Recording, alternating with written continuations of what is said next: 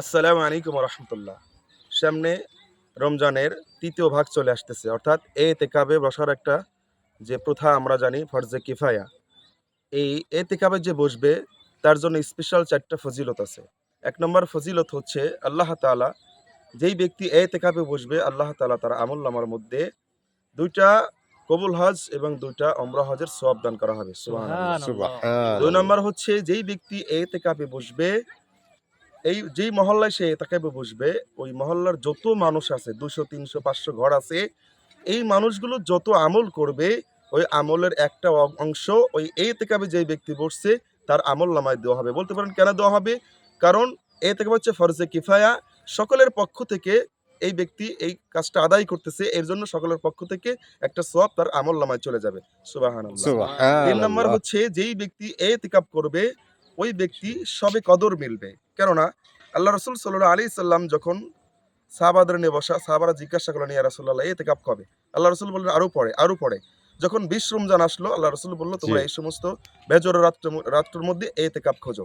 অর্থাৎ বেশিরভাগ সম্ভাবনা ২০ রোজার পরে, অর্থাৎ ২১, ২৩, ২৫, ২৭, ২৯ এই রাত্রগুলো সবে কদর পাওয়ার সম্ভাবনা বেশি। অতএব যখন এতেকাবে কোনো ব্যক্তি বসবে, সে ২০ রমজানে গিয়ে বসবে, ওই জি। ব্যক্তি সবে কদর পাওয়ার সম্ভাবনা রয়েছে।